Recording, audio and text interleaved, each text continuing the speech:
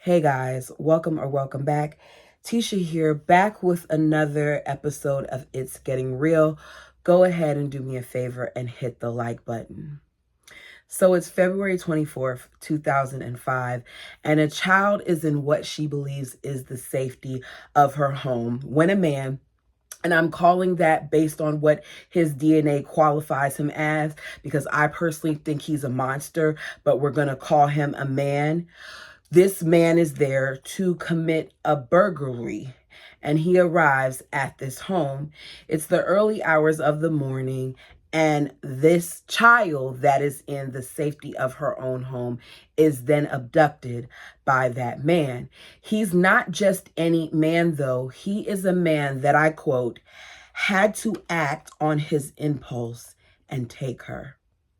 He's not looking for a ransom. He's not looking for a way to make money.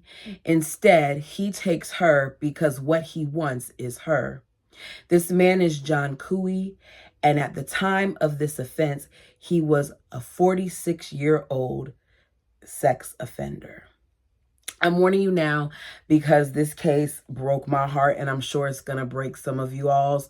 What was done to this little girl, the amount of missed opportunities, it all just really bothers me. You see, Jessica Marie Lunsford, over the course of a few days, would be violated multiple times and then discarded like her life did not matter. Jessica was born on October 6, 1995 in Gastonia, North Carolina, to Mark Lunsford and Angela Bryant. She was the baby of the family, considered a miracle baby because of the multiple miscarriages that her mother, Angela, had previously had before her arrival. Now, Angela and Mark tried to make things work. They were loving parents, but they divorced about a year after she was born, and Mark became the primary parent. Now, there's some discrepancy there as far as if they got along or not. She claims that there were times where he kept her from their child. He claims he was doing what was best for the child, but either way, he had custody of Jessica. Jessica was a total daddy's girl.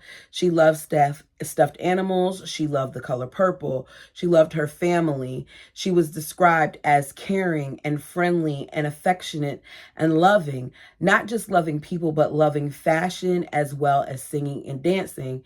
She was a good student. It was said that she was shy at school.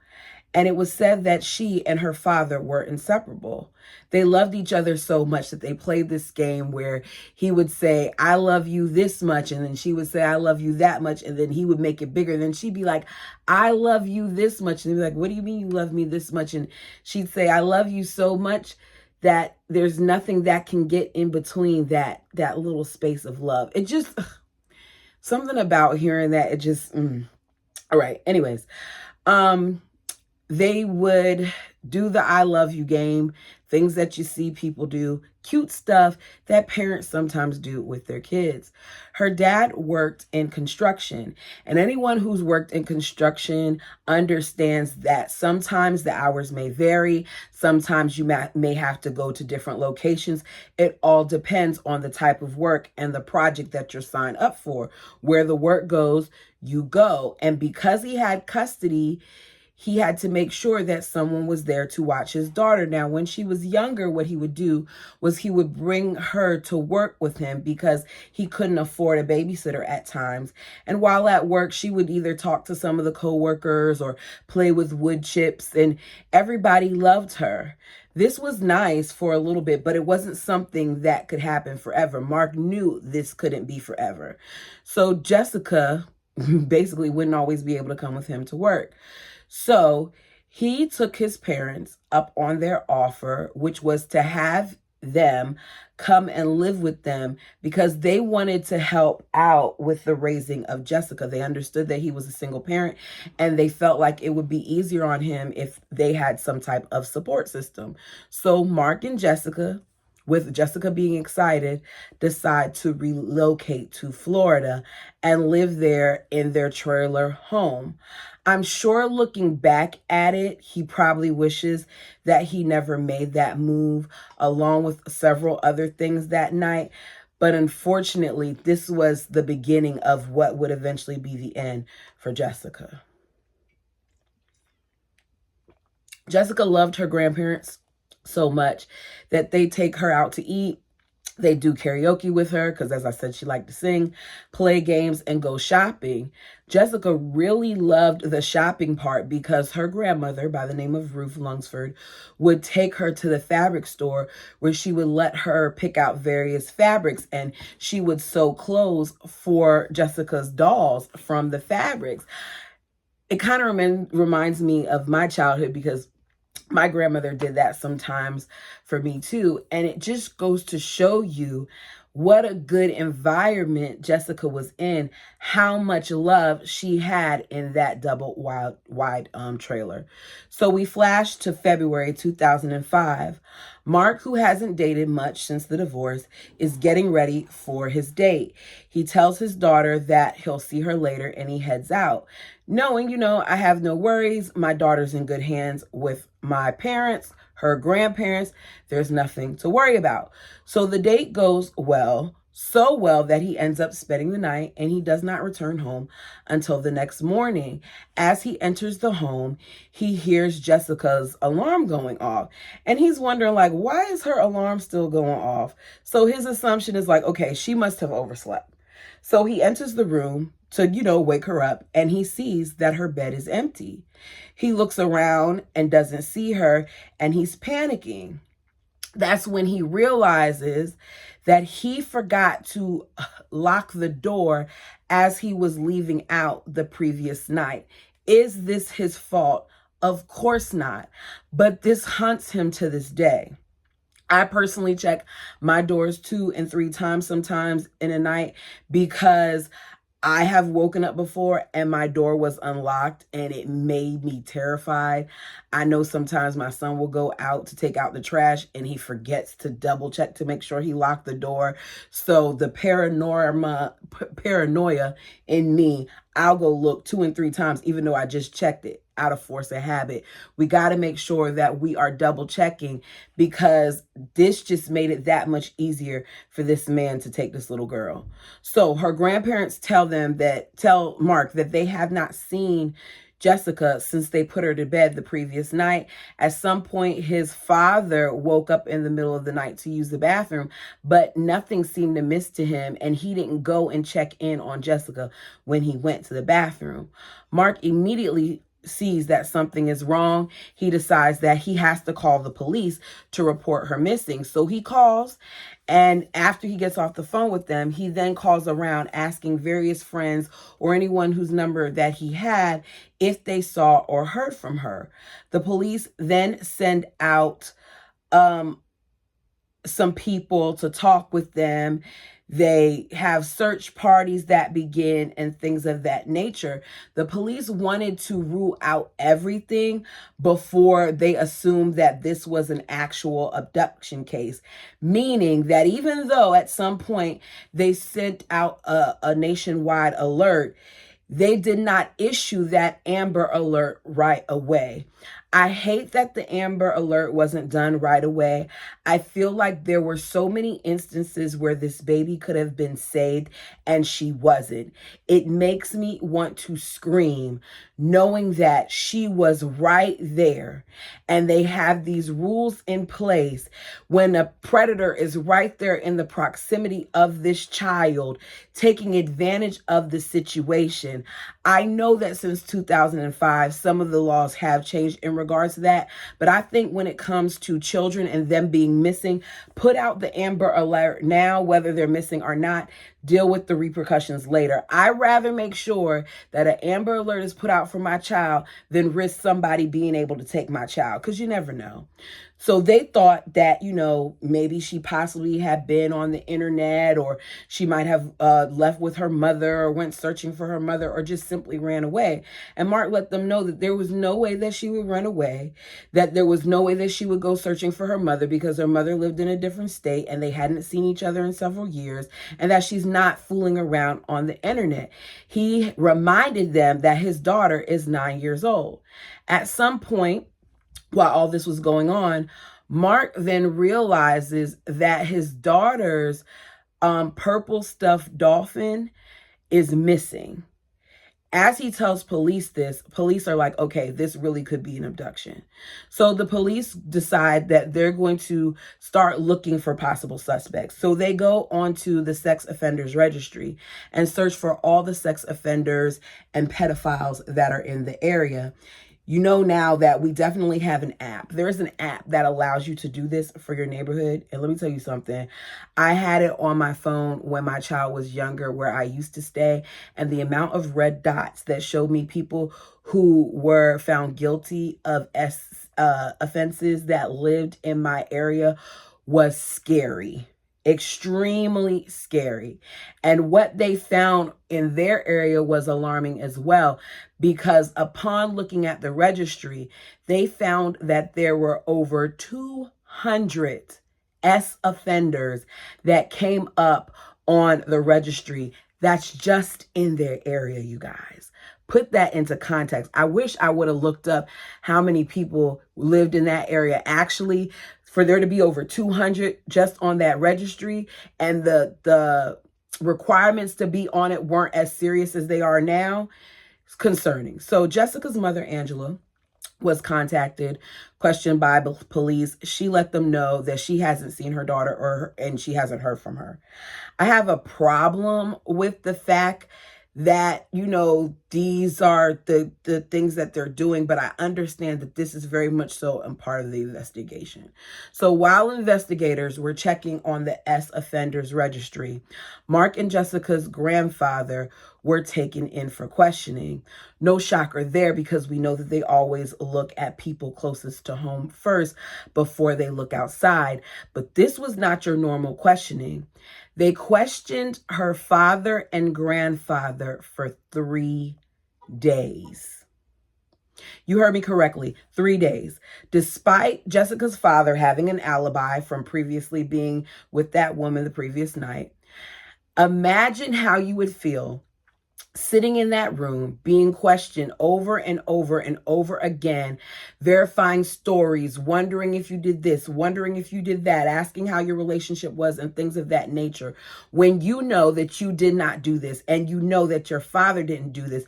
And as they're questioning you and wasting all this time, all you as a parent could possibly think about is that your child is out there, they're missing, they need you, and these people are wasting time questioning you when they could be looking into other people, into other situations, but they're focused on you. Her father was hurt.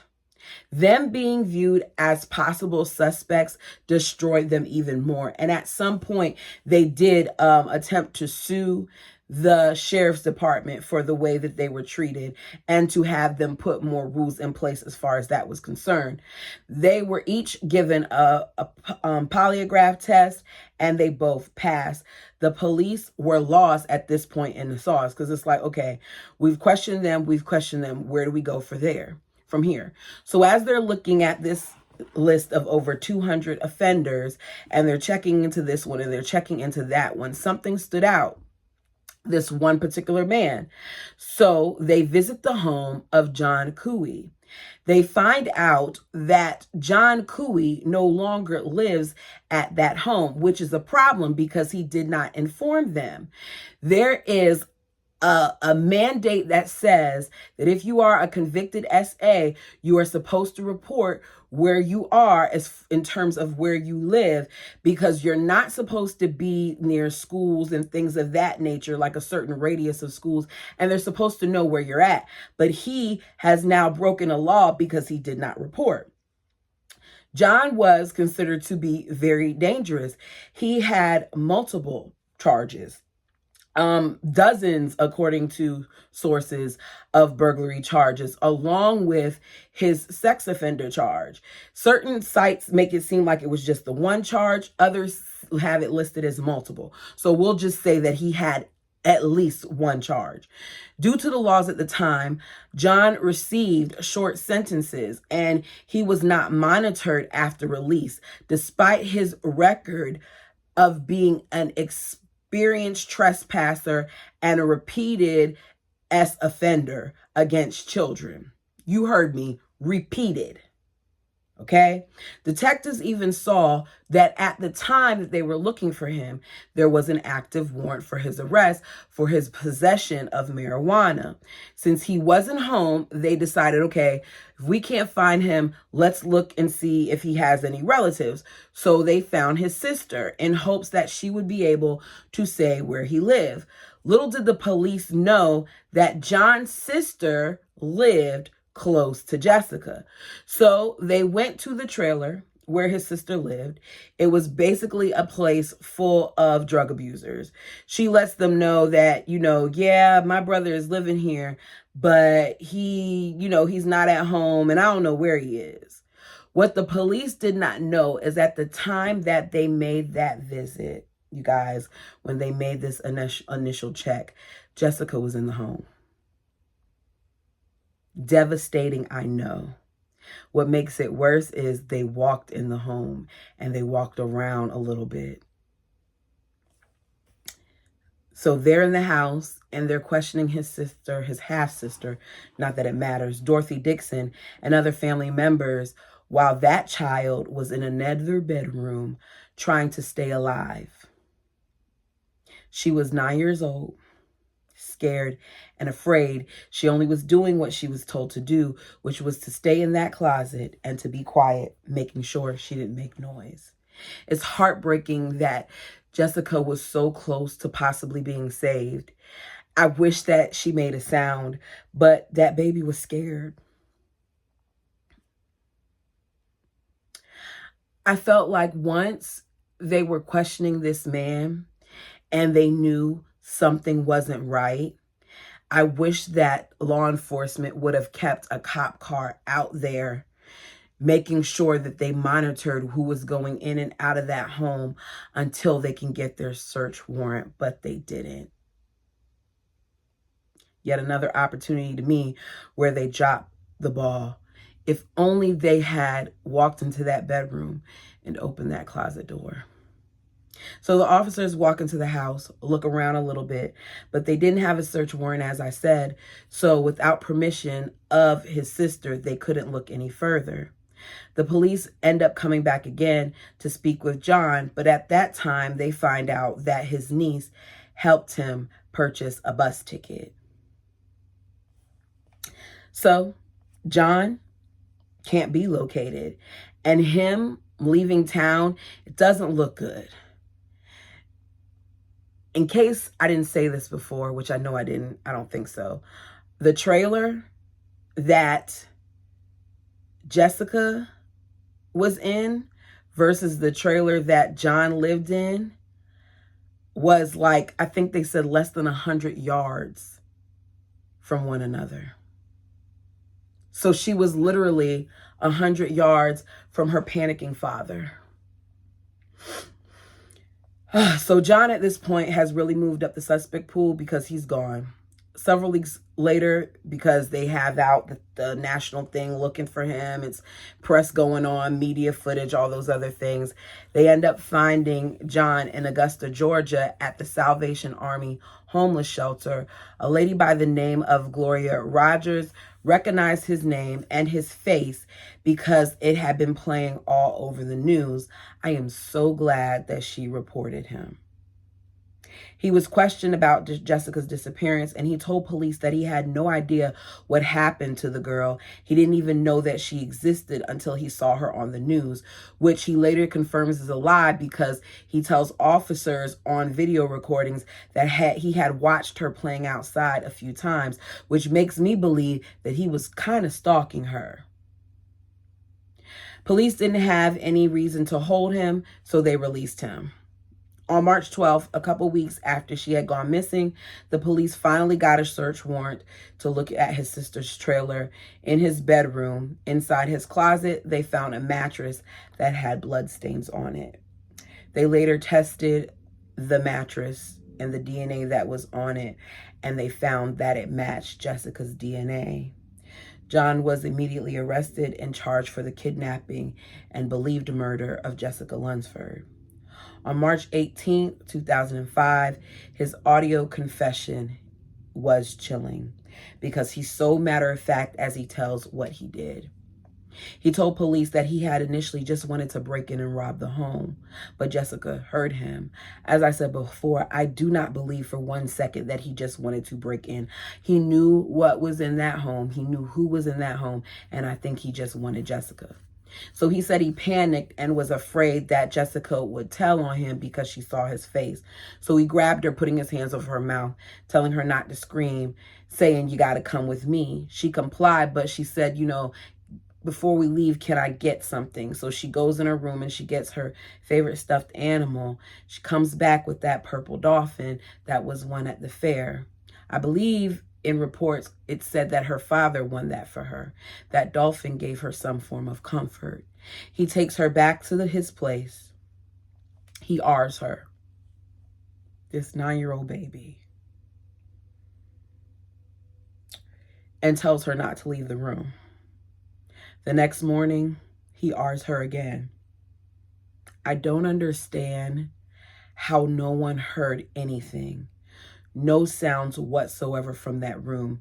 It said that he was playing the TV and he had the media footage and all those other things. So at some point, she heard that people were looking for her, but he R'd her. They go to sleep, or he sleeps at least. It's the next morning. He prepares to leave for work, telling her don't come out, don't make any noise, or something bad would happen to her. Like something bad hadn't already happened. You took away her innocence the moment that you decided to take her. And then you did it again and again and again. She was 9 years old. She had to be terrified. When he came back home, he found the cops were asking questions. He debated whether or not he would let her go back home because he knew if he did let her go back home, then she could possibly tell on him and he would go back to jail. And, he's a coward, so of course he couldn't risk that. Instead, what he does is he decides that he's going to violate her yet again and then get rid of her. So he lies to her and tells her, "You know what? We've done enough. I'm going to go ahead and I'm going to take you back to your father." Of course, she's probably relieved and she's excited because she gets to go back to her dad. He's like, "But the only way I could take you there is if I put you in these black garbage bags." So he opens up 2 large black plastic bags, tells her to get inside, and he'll deliver her, to the home. So she gets in the bag. She has her stuffed animal. He ties it up and they leave the home. She's thinking once she's in front of the home that she can break free and go inside. But that's not what happens. He took her out the house and he dug a hole a few hundred yards away. I think they said it was less than 200 yards away. So he really didn't try very hard. But he dug a hole about 2.5 feet deep and buried her alive. He covered that hole with dirt, and then on top of the dirt, he put leaves, and he made a run for it. The coroner ruled that the death would have happened within 2 to 3 minutes from lack of oxygen and her suffocating. After them pulling her remains from the ground, the coroner discovered that Jessica had poked 2 of her fingers through the plastic bag. So when they unburied her, they saw her little fingers sticking out of the bag because she was trying to breathe. She was trying to break free. She was trying to get from being buried alive. Her 2 fingers that were out of the bag were skeletal. By this time they discovered her body on March 19th, there was severe decomposition due to the Florida heat. So the family couldn't even see her one last time. At some point, John Couey's half-sister, Dorothy Dixon, and 2 others living in the home were charged with obstructing police for failing to notify authorities when he had allegedly told them that he committed a crime. Another resident was also picked up and charged in a different matter. On June 30th, 2006, a judge ruled that John's confession was inadmissible in court because when it was recorded, police had not granted his request for a lawyer, which determined that the confession was invalid and unreliable under the 5th and 6th Amendments. The trial court, however, ruled that all evidence collected after the confession, including the recovery of her body, would be admitted, as would incriminating statements allegedly made by John to investigators and a jail guard. John's trial had to be held in Miami because they could not find a jury that would be impartial to the case in his city. On March 7th, 2007, he was found guilty of all charges in relation to Jessica's death: first-degree murder, kidnapping, burglary with assault or battery upon any person, and capital sexual battery. A jury deliberated for 4 hours because they had to decide whether he would get life in prison or the death penalty. A week later, after about an hour and some change minutes of, let's say 15 minutes of deliberation, they recommended that he be put to death. The case was appealed to the Florida Supreme Court because that's what they do with death penalty cases. On August 11th, 2007, a jury voted 10-2 that John was eligible for the death sentence. The defense tried to use his IQ as a reason why he shouldn't be put to death, because Florida has a law in place saying that if you have a 70 IQ, that shows that you have a disability, but John scored a 78. I hate how they use IQs as an excuse for these crimes when you have people who have learned how to cover up a crime. If you can cover up a crime, then you can be treated like a criminal. To me, if you commit a crime, then you can be treated like a criminal. He knew exactly what he was doing. On August 24th, 2007, as I said, he was sentenced to death in addition to 3 consecutive life sentences. However, on September 30th, 2009, before the sentences could be carried out, he died. Now, some places say it was natural causes. Other places say it was from anal cancer. Either way, to me, he got off too easy, because this was a little girl who was just trying to stay alive, who was at home in her safety. You decided that you were going to come in, violate her space, take her, and destroy her life as well as so many others. Following her death, her father, Mark, pursued legislation to provide more forms of tracking of released sex offenders and came up with the Jessica Lunford Act. This requires tighter restrictions on ex-offenders, such as wearing electronic tracking devices, and increased prison sentences for some convicted ex-offenders. Her law is done in some states. I firmly believe it should be a thing that happens across all states. I feel like it is ridiculous that there are people who are serving more time for drug offenses than there are for harming kids, than there are for assaulting people. I don't feel like there should be a statute of limitations on those assaults. I feel like sentencing guidelines and things of that nature need to be reevaluated, because maybe if you make harsher penalties, maybe if you really make these people pay for the things that they do, maybe they won't be so willing to do it. Because he had been convicted before and you let him out. and you weren't monitoring him. And as a result, he was able to do what he wanted to do, to change location, live in this house, do whatever types of drugs that he tried to use later as an excuse as to why he did what he did, commit this crime and destroy this baby's life. She didn't even get to live. 9 years old, that's it. 9 years old, and you took everything from her. You tortured that baby. You did. He tortured her. And for what? For a fix. I can't stand these perverts. I really can't.